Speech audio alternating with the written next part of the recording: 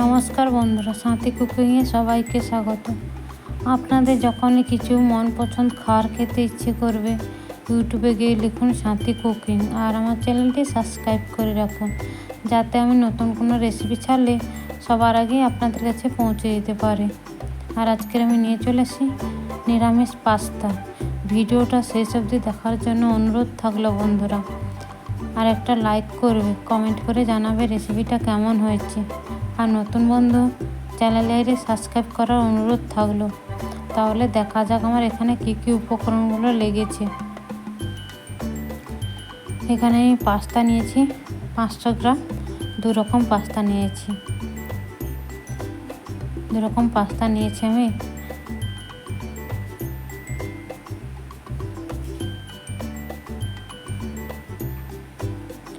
আর নিয়েছি ছোট ছোট আলু কেটে, দুটো বড় বড় আলু কেটে নিয়েছি ছোট ছোট ডুমো ডুমো করে। আর নিয়েছি আমি টমেটো একটা বড় সাইজের, নিয়েছি হলুদ গুঁড়ো, জিরে গুঁড়ো আর কাশ্মীরি লঙ্কা, নিয়েছি কালো সর্ষে আর একটু কালো জিরে দিয়েছি আমি। এবার আমি গ্যাসের মধ্যে জলটা গরম করে নিয়েছি। নেওয়ার পরে পরিমাণ মতো লবণ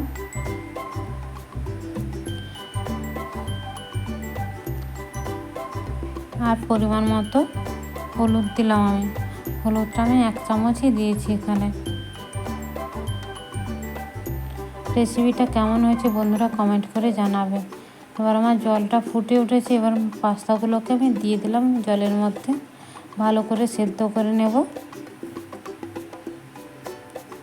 আর এইভাবে একবার বানিয়ে বাড়িতে দেখবে বন্ধুরা, সবাই খেতে ভালোবাসবে। টমেটো সস আর লাগবে না, এই এমনিতেই খাওয়া হয়ে যাবে।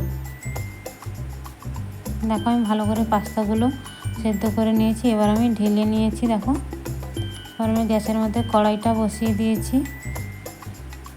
কড়াইটা গরম হওয়ার অপেক্ষায় আছি।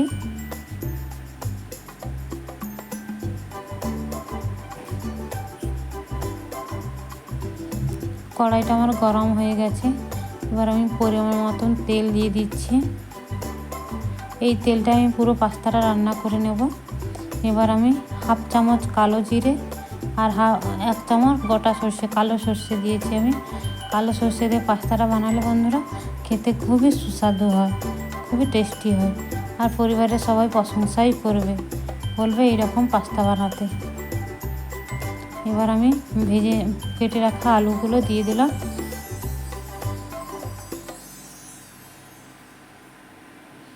পরিমাণ মতো এবার লবণ দিয়ে দেবো আমি।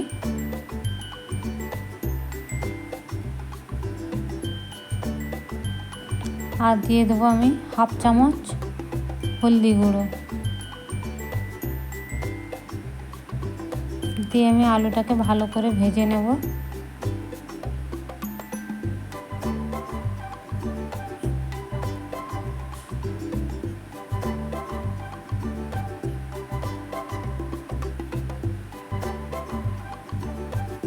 ঢাকা দিয়ে আমি আলুটাকে ভালো করে ভেজে নেব।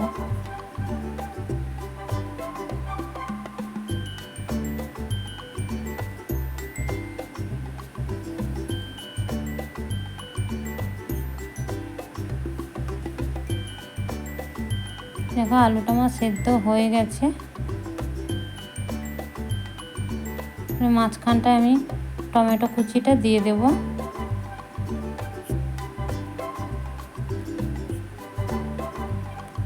দিয়ে অল্প একটু লবণ দিয়ে দেব।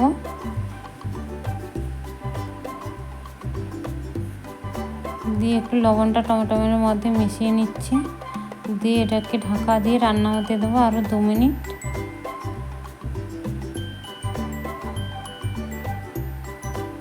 দেখো টমেটোটা আমার হয়ে গেছে।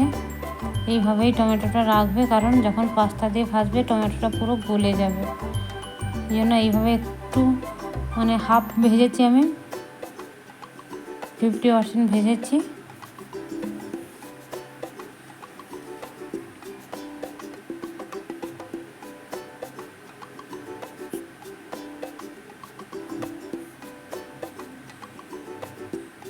হাতে যদি খুবই 5 মিনিট 10 মিনিট থাকে তাহলে এইভাবে পাস্তাটা বানিয়ে নেওয়া যেতে পারে। এবার আমার আলুগুলো ভাজা হয়ে গেছে। এবার আমি পাস্তাটা যে সেদ্ধ করে রেখেছিলাম আগে থেকে, ওইটা আমি এর মধ্যে দিয়ে ভালো করে মিশিয়ে নিচ্ছি। দেখো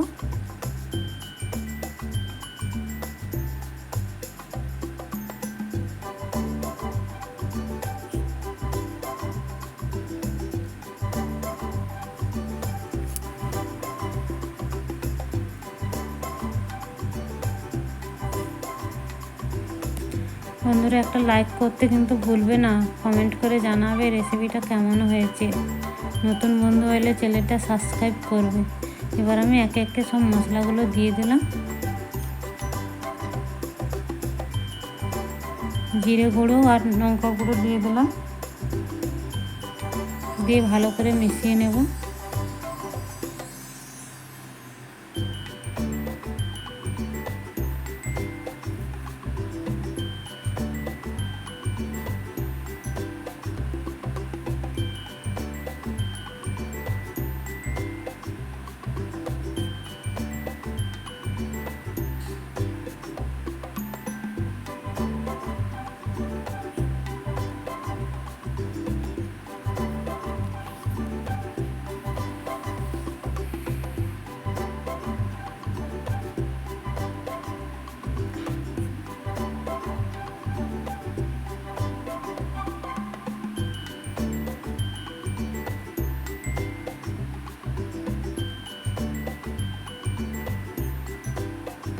একদম পাস্তাটা আমার রেডি হয়ে গেছে।